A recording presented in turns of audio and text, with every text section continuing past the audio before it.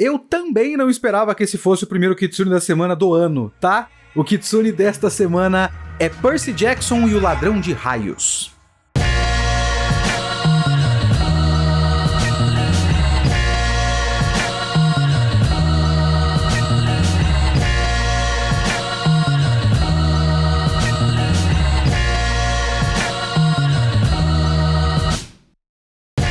O Kitsune da semana é um oferecimento dos nossos apoiadores. Ele só é possível graças a você que apoia o nosso canal, tanto pelo Catarse no financiamento coletivo do podcast, o link tá na descrição do vídeo, quanto virando um membro do canal de YouTube, certo? Você pode se tornar um membro pelo valor de R$ 3,99. Eu falei várias vezes R$ 5,99 e é porque eu clicava e aparecia 5 pra mim.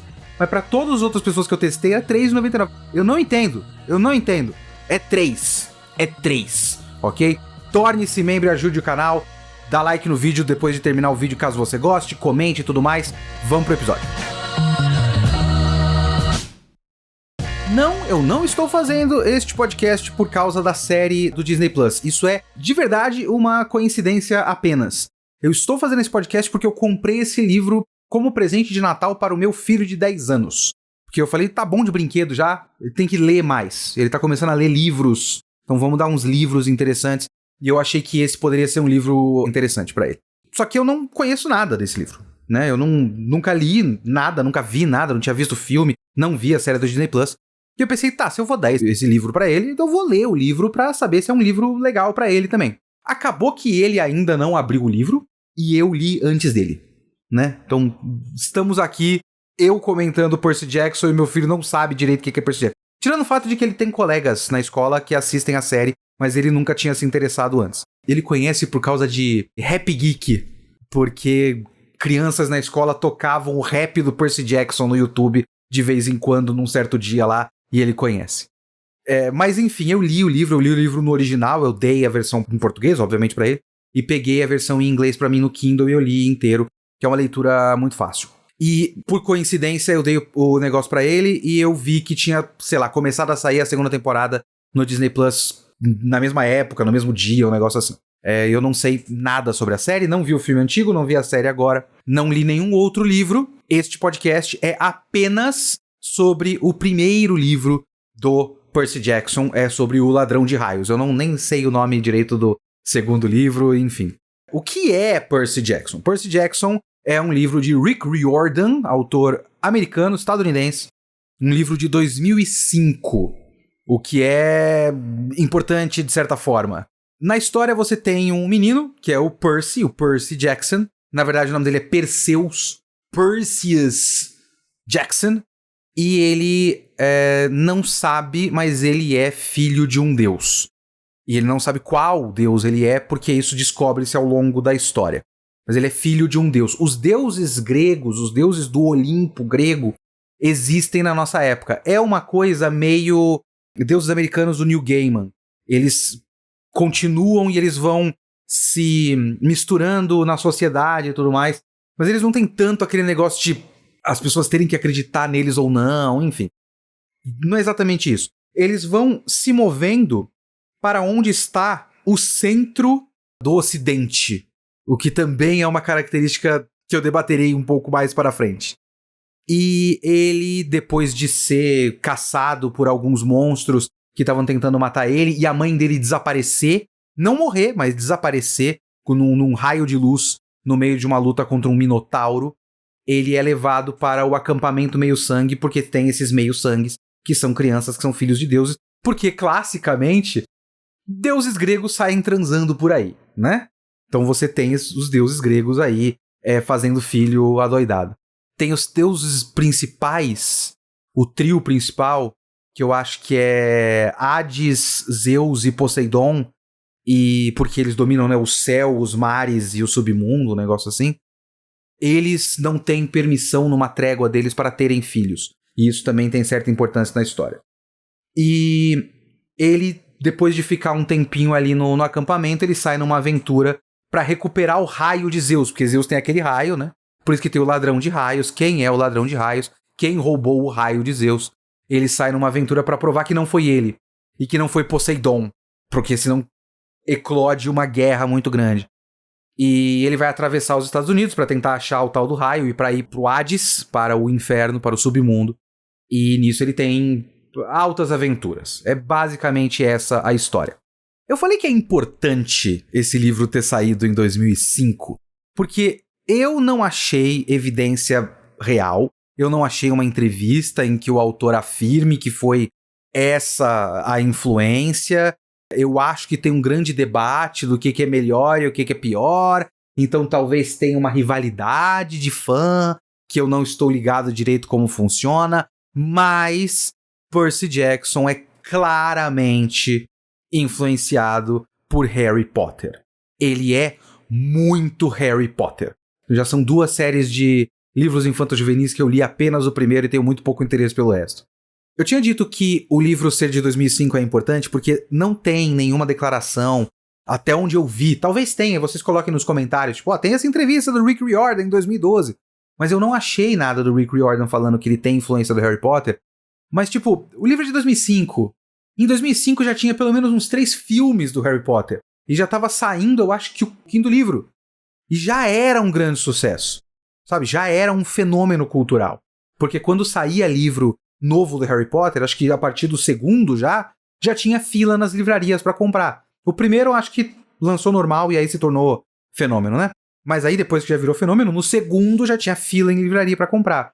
Então, com certeza, ele leu Harry Potter ou comprou pros filhos, e ele foi no cinema ver os filmes. A influência é clara, a cronologia bate pra mim, sabe? Mas tem outra questão que eu pensei agora que talvez seja muito importante esse livro ser de 2005, tá? A gente chega lá. Percy Jackson é muito Harry Potter. Isso é inegável. Eu não sei se os fãs de Percy Jackson são contra essa ideia, porque eu acho que tem o debate, né? Tipo, o fã de Percy Jackson fala que Percy Jackson é melhor do que Harry Potter, o fã de Harry Potter deve falar que é melhor que Percy Jackson, ou talvez seja uma coisa meio unilateral, porque o fã de Harry Potter é muito fechado no Harry Potter, né? Então talvez eles nem liguem tanto assim pra rivalidade, mas enfim, eu não sei direito como é que é. Tem muitas semelhanças, também tem muitas diferenças. E pra mim, o que brilha no Percy Jackson são as diferenças em relação a Harry Potter. Uma das características mais Harry Potter desse livro é o trio principal, que é o Percy, a Annabeth e o Grover. Porque eles são extremamente Harry, Ron e Hermione, assim, são muito. Menos o Percy. Porque o Percy Jackson, e aí eu vou falar de lembrança de cabeça, porque como eu falei, eu li o primeiro livro do Harry Potter muito tempo atrás. Eu li em 2006, alguma coisa assim. Eu tava no primeiro ano de faculdade, eu fiquei curioso e li. Eu nunca mais li nada e eu vi os filmes, mas eu não vi todos os filmes do Harry Potter. E o Harry, pra mim, sempre foi um personagem meio nulo. Ele não tem muita característica pessoal. Coloca-se nele a característica de ser o escolhido e meio que para por aí. Ele não tem nada de interessante, ele é muito neutro. Enquanto o resto dos personagens tem mais personalidade do que ele. O Percy tem muito mais personalidade do que o Harry. De um jeito que é 50% divertido, 50% me dá preguiça. Mas pelo menos eu tenho alguma reação em relação ao Percy, sabe? Ele é um moleque com personalidade, com personalidade forte, sabe? Ele desafia, é uma característica dele ser desobediente. Ele é ousado, sabe? Então, ele tem umas características interessantes. Existe um negócio nesse livro que é o fato de que, aparentemente, a lenda que se conta, né? Porque tem muito... A própria J.K. Rowling, a transfóbica maluca, ela tem a lenda de que ela era muito pobre e ela contava a história. Tem toda uma lendinha que é uma automitificação que certos autores fazem e que não é muito verdade no caso dela. Eu não sei se o mito da criação do Percy Jackson é real também. O mito de criação do Percy Jackson é de que o autor, o Rick Riordan, acho que ele era professor de história, e o filho dele estava começando a se interessar por mitologia e ficava pedindo para ele contar histórias de mitologia antes de dormir, e aí ele acabou as histórias de mitologia reais, e ele criou esse personagem para fazer mais relação com o filho dele, porque o filho dele tem TDAH e... eu não lembro mais o que. Dislexia. TDAH e dislexia. E ele criou esse personagem pra fazer o filho dele que ele se visse nesse personagem. Então ele criou o Percy Jackson, que é um menino com TDAH e dislexia. E ele atrelou o TDAH e dislexia ao fato de ele ser um filho de deuses, né? A dislexia tem a ver com o fato de ele, na verdade, a cabeça dele tá meio que programada pra pensar em grego, por isso que ele não entende inglês direito, tipo, ler inglês é complicado pra ele. E o TDAH tem a ver com, tipo, hiperatividade, porque ele tá sempre pronto pra batalha e tudo mais. É real que ele criou essa história pra contar pro filho dele antes de dormir? Eu meio que duvido.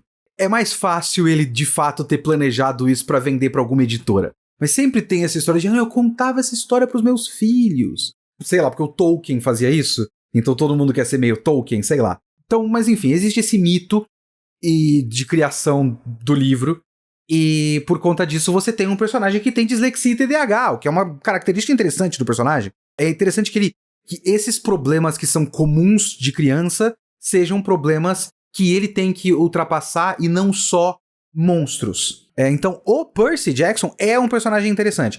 Agora, o Grover é basicamente o Ron, a Annabeth é basicamente a Hermione. E um dos estereótipos mais bobos que existem é a personagem Hermione. Tem o trio de meninos e a menina é a inteligente e por conta de ela ser inteligente, ela é mais madura do que os meninos, então ela é meio que a estraga-prazeres de certa forma. E ela é meio mitidinha porque ela é mais inteligente. E é um estereótipo tão bobo. Tão bobo. Óbvio que tem milhares de outros livros que não tem esse tipo de coisa, mas esse é mais comum do que deveria. É um arquétipo pra formar esses trios de personagem que podia não existir, sabe? Então eu acho isso muito bobo. E por isso o Grover e a Annabeth são personagens que só me irritam. Porque eles são muito mais do mesmo, sabe? Todas as cenas protagonizadas por eles, por esses dois, né? São exatamente o que eu esperaria. Eles não me surpreendem em nenhum momento. Então, esse é um dos pontos fracos desse livro. É esse trio principal. O Percy tem características interessantes, mas os outros dois me cansam demais. O problema principal do Percy Jackson personagem é o texto do livro. Do Percy Jackson livro. Mas eu vou chegar nas características de texto depois. Mais específicas. Mas ele tem, e eu já falei disso antes, que é o texto Ben 10. E eu só digo texto Ben 10 porque é a primeira vez que eu comecei a pensar mais sobre isso foi quando eu comecei a ver Ben 10 com o meu filho. O Ben 10, ele tem esse texto que eu já falei que eu acredito que seja uma herança de texto de quadrinho de super-herói. Dá uma viajada aqui, mas enfim.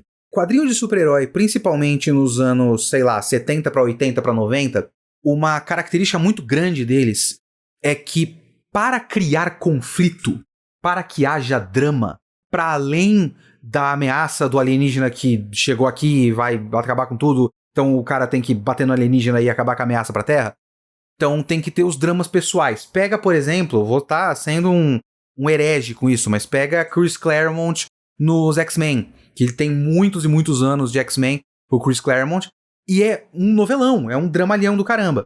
E parte do novelão dos X-Men do Chris Claremont é que todos os personagens estão o tempo todo antagonizando o outro. É muito raro ter uma conversa normal entre os personagens. Eles estão sempre uns ou xingando o outro, antagonizando o outro, sacaneando o outro. É sempre muito conflito. E às vezes eu acho que o conflito é muito forçado.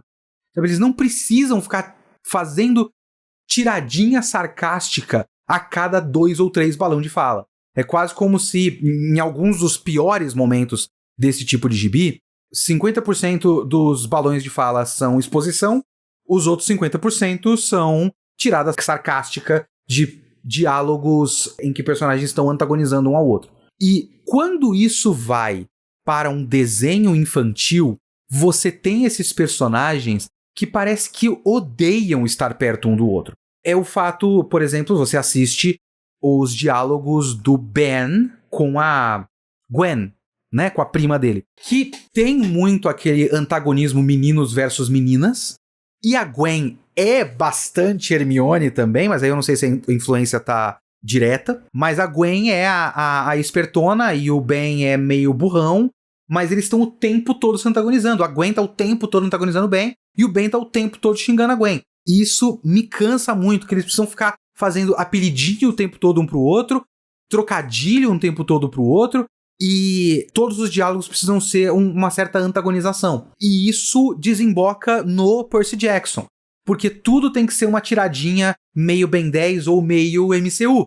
O texto Joss Whedon nos Vingadores não vem do nada. O texto de Joss Whedon nos Vingadores é uma tradição americana. Então você tem os caras, tipo, eles estão no inferno, na frente do Hades, e aí fala, tipo, cara, você tá bem?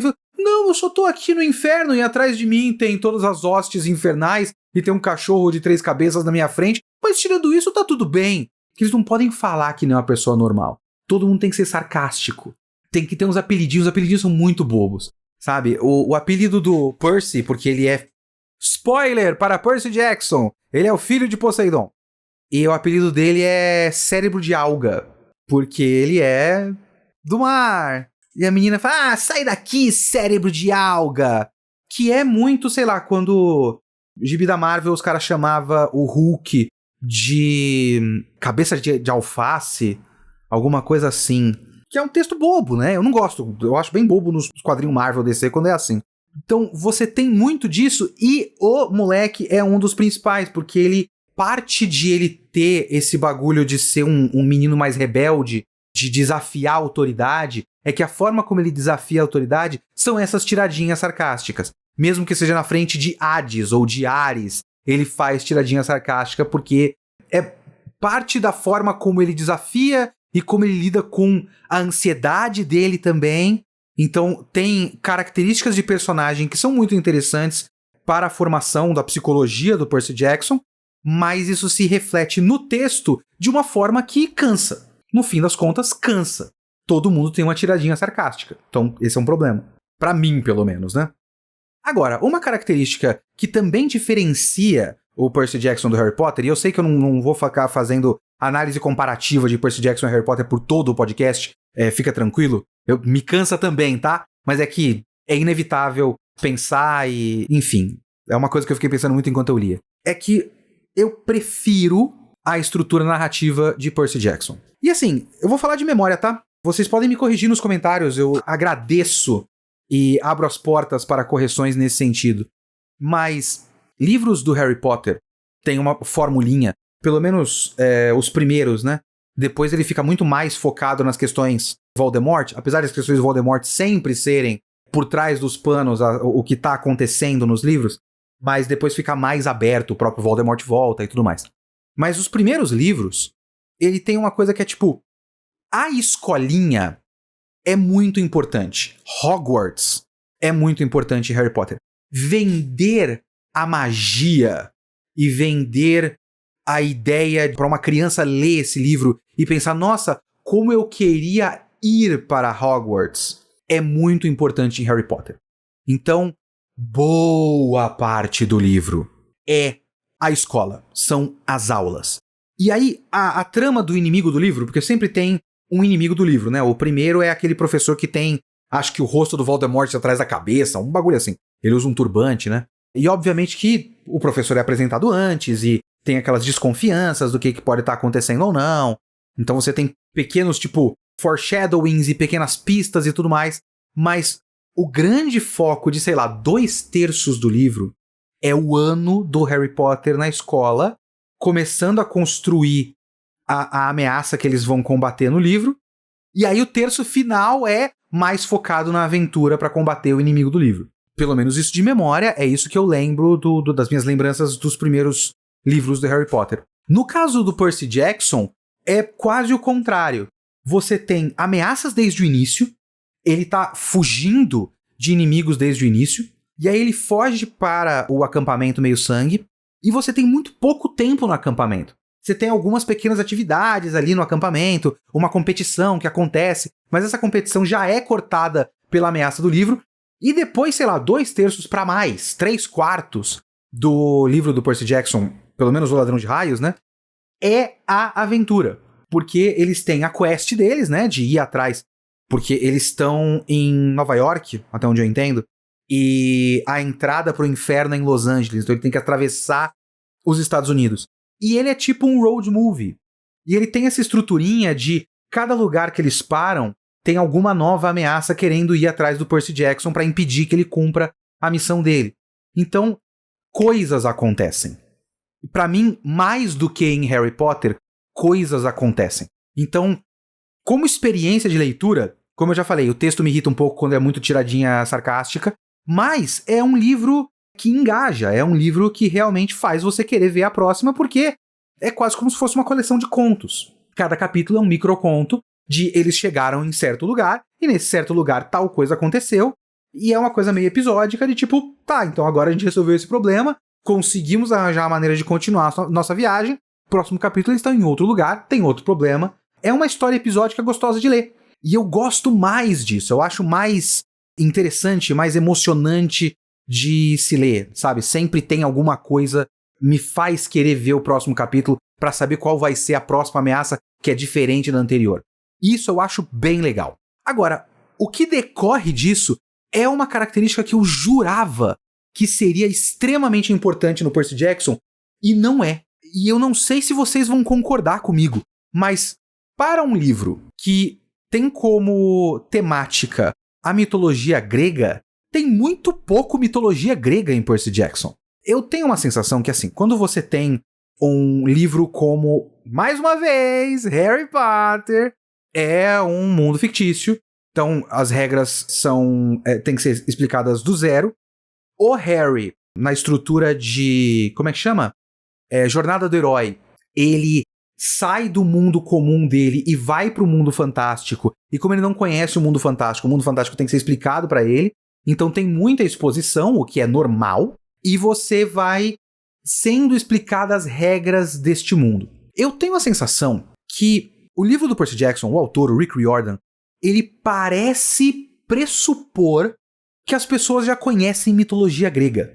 Então, ele não perde muito tempo explicando o que são os deuses e tal. Ele prefere fazer aquela forma indireta. Mais uma vez comparando com o texto da Marvel. Eu não sei se vocês lembram uma época das séries da Marvel da Netflix. E as séries da Marvel da Netflix, elas tinham... Uma comparação meio esquisita, mas vai fazer sentido. Elas estavam num limbo que nunca ficava muito claro no começo das séries da Netflix, o Demolidor, a Jessica Jones e tudo mais, se essas histórias se passavam no universo do MCU. Elas claramente se passavam, mas não ficava muito claro se esses personagens iam interagir com o resto do mundo do MCU. E eles mal interagiram até agora, né? Só o Demolidor apareceu no Homem-Aranha. E acabou. Teve umas trocas, na verdade, né? Teve outros personagens que apareceram no Demolidor e tal. Ah, não, o Demolidor apareceu no Mulher Hulk, e aí o Hulk... Bom, enfim, hoje tá um pouco mais por causa da Disney. Mas naquela época tava um limbo muito maior. Então eles não citavam os personagens dos filmes principais nominalmente. Eu lembro de uma cena que é do episódio do Demolidor, e eles falam do tipo, porque agora tem deuses com um martelo soltando raios por aí. Ele não fala Thor, ele não fala Homem de Ferro, não fala Tony Stark. Ele fala tipo, tem um cara com uma armadura que se diz herói, mas ele não pode falar. E às vezes, em certos momentos, parece que ele quer ser um pouco indireto pra ser um pouco mais estiloso no Percy Jackson, e ele faz umas coisas assim. Tipo o Dionísio, que é o responsável pelo acampamento. Nunca é explicado que ele é exatamente, tipo, esse é Dionísio, Deus tal, porque ele não quer fazer um diálogo tão expositivo. Então, ele vai dando diquinhas, é o Senhor D, porque ele tem tal característica, ele é meio falastrão, não sei o quê. E num outro diálogo, assim, ele solta, tipo, porque gosta de festa, né, Dionísio e tal. Então, não tem aquele momento de falar Ares, o deus da guerra. Quando a menina, ela é filha de Atena, a Annabeth. E quando ela fala que ela é filha de Atena, ela só cita que ela é filha de Atena. E ao longo da história, vai soltando essas informações, tipo, a deusa da estratégia, a deusa da sabedoria e tudo mais. E em outros contextos, eu diria que isso é legal. Só que eu também acho que se você pensar no mito de criação do Percy Jackson, era a história que o pai contava pro filho dele, porque o filho dele gostava de mitologia grega e tudo mais. Talvez ele tenha contado essa história pro filho dele, caso isso seja real, de um jeito que ele não precisava ficar explicando quem é Atena, quem é Hades, quem é Ares, quem é Poseidon, quem é Zeus, porque ele já tinha falado isso antes e o filho já estava estudando isso. Só que o livro é novo. E por mais que mitologia grega seja uma coisa... Eu fiquei muito pensando sobre isso. Eu conhecia mitologia grega porque eu cresci com Cavaleiros do Zodíaco. Cavaleiros do Zodíaco não é uma boa fonte para se estudar mitologia grega. Só que a partir do momento que você gosta muito de Cavaleiros do Zodíaco e você vai curtindo aquela história e curtindo os personagens, como criança você tem uma curiosidade de ir atrás. Eu não fui ensinado mitologia grega na escola, até onde eu me lembro. Eu não sei exatamente onde eu aprendi mitologia grega. Eu acho que tem uma característica boa do livro, que é o fato de que ele cria esses personagens baseados na mitologia grega, e aí a criança pode ir atrás se ela quiser. Só que também eu acho que perde-se um pouco a oportunidade, até por conta do público-alvo, de ser um pouquinho mais educativo. E eu acho que o livro podia ser ligeiramente mais expositivo. Não só em relação aos deuses, mas quanto ao próprio mundo.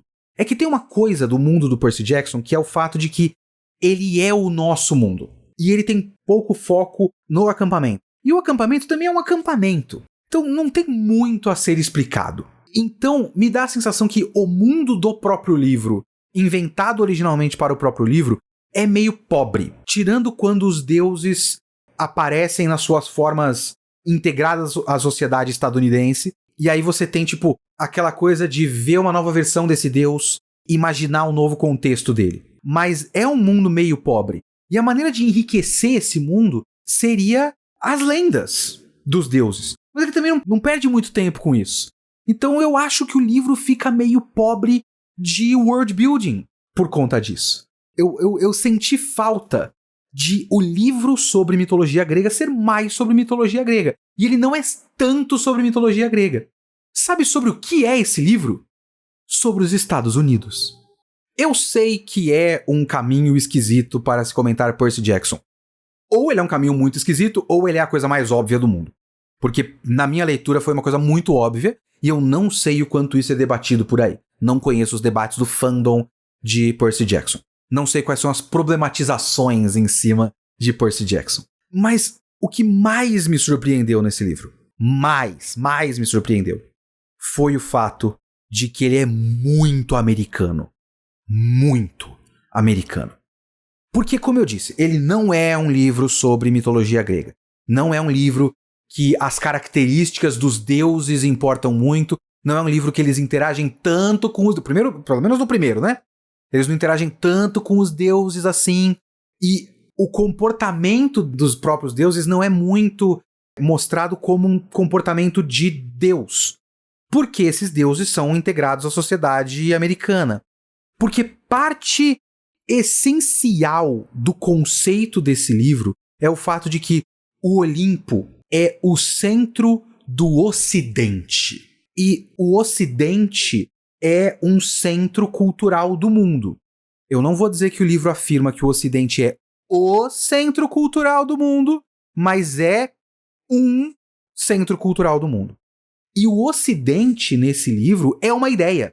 Ele não é uma localização geográfica. Ele é da maneira como a gente debate politicamente o Ocidente. Ele é uma ideia. E dentro da história de Percy Jackson e o Ladrão de Raios, o Ocidente se moveu ao longo da história. Por exemplo, existe o fato de que existe a mitologia romana, que é basicamente novos nomes e uma repaginação, um rebranding dos deuses gregos.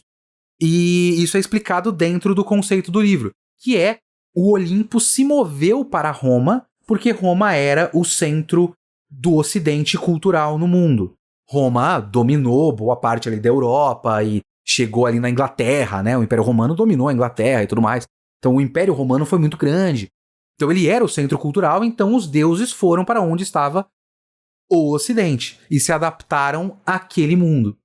O Ocidente agora, o centro do Ocidente são os Estados Unidos. Então eles se moveram para os Estados Unidos. Então você tem o Olimpo fica em Manhattan, porque o centro do mundo é Nova York, o centro econômico do mundo, o centro cultural do mundo é supostamente Nova York.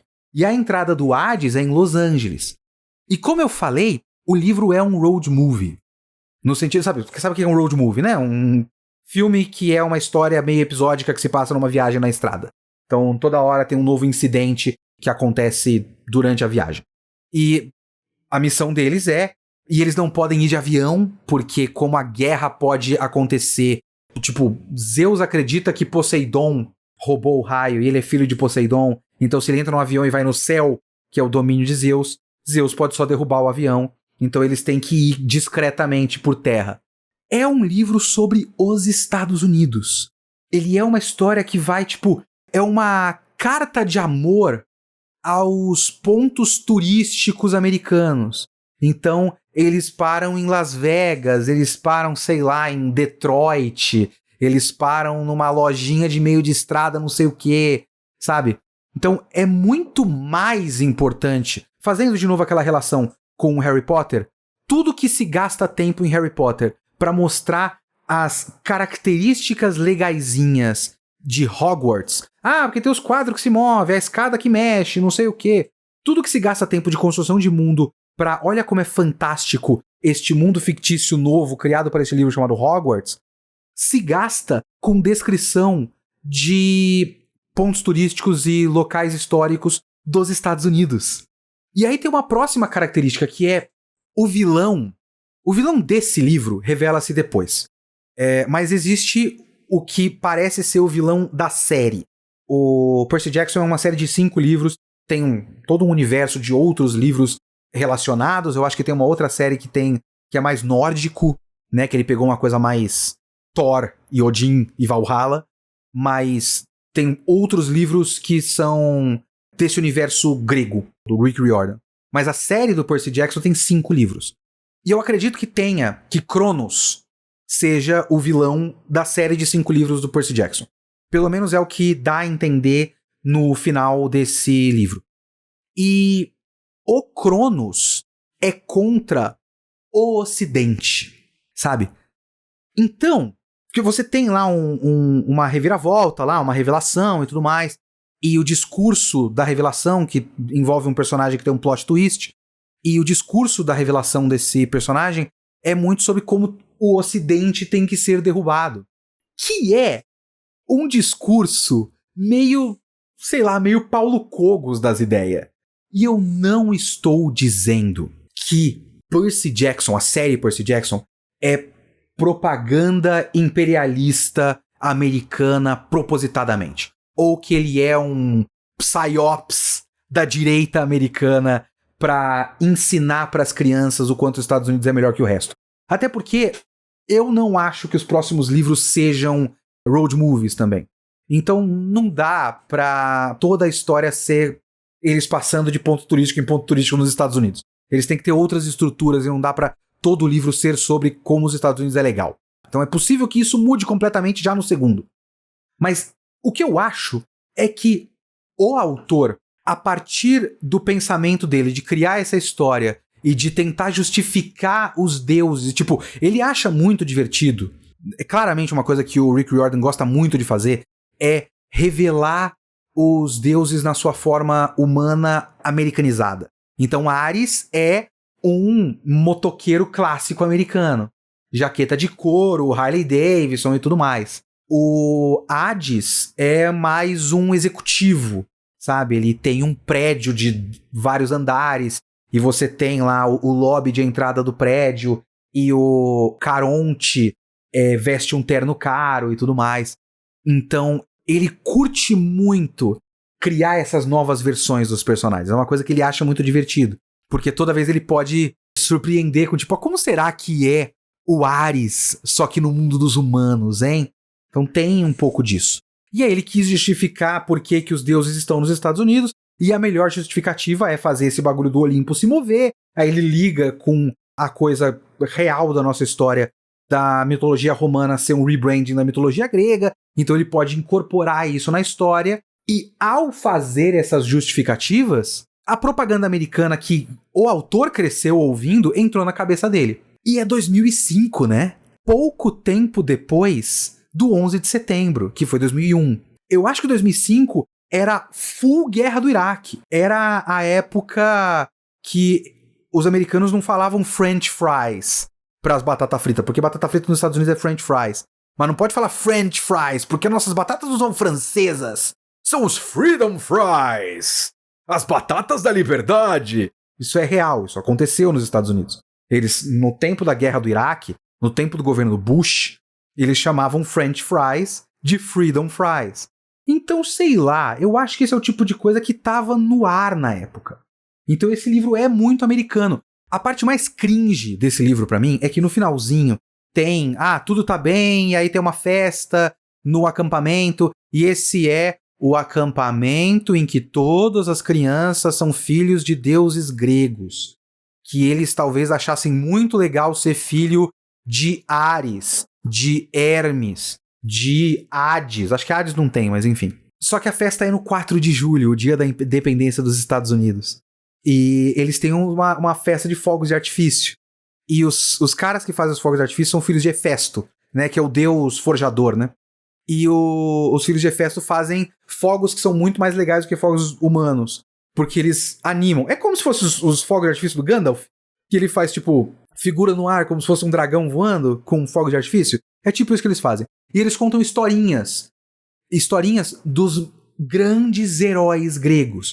Uma dessas histórias é sobre Hércules. É muito rápido, é um parágrafo isso. Então fala, e formou-se imagens dos grandes heróis no ar, como Hércules combatendo o leão da Nemeia, como Artemis e sei lá qual é a historinha, como George Washington cruzando o rio sei lá qual. George Washington, que inclusive era filho de Atena. Então, o livro, nesse momento, para fazer uma coisa engraçadinha, faz com que o fundador dos Estados Unidos seja não só um filho de deuses gregos, como um herói mitológico no nível de Hércules. É um livro muito sobre Estados Unidos. É muito bobo esse bagulho. Mais uma vez, não acho que seja um psyops da direita americana. Não acho que seja essa a questão que a gente tem que focar aqui. Mas eu acho que o autor tinha isso na cabeça porque todo americano cresce desse jeito. Eles são muito fechadinhos no próprio mundo. E isso acabou transbordando pro livro dele. É uma leitura divertida. Eu acho que essas características que me irritam, algumas características vão continuar lá, como por exemplo o texto, não tem muito o que fazer. Mas esse bagulho de ser muito sobre Estados Unidos vai se perder um pouco ao longo da série, chuto eu, porque tem que focar no Cronos e nos Zeus e nas, sabe, o fato de Cronos ser o vilão da história tem a ver com mitologia grega.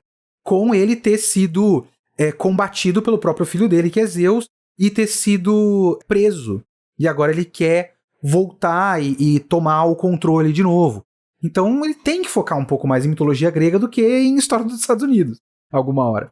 Mas é uma leitura divertida. Tem sempre alguma aventura diferente. O livro termina com uma batalha final, na praia. É uma batalha final legal, é bem narrado e tal. É uma narrativa divertida. Tem reviravolta.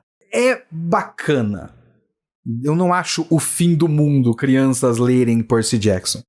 Mas tem esse negócio. Eu li esse livro enquanto os Estados Unidos estava sequestrando Nicolás Maduro. E o Trump estava no auge da sua loucura, que continua, né?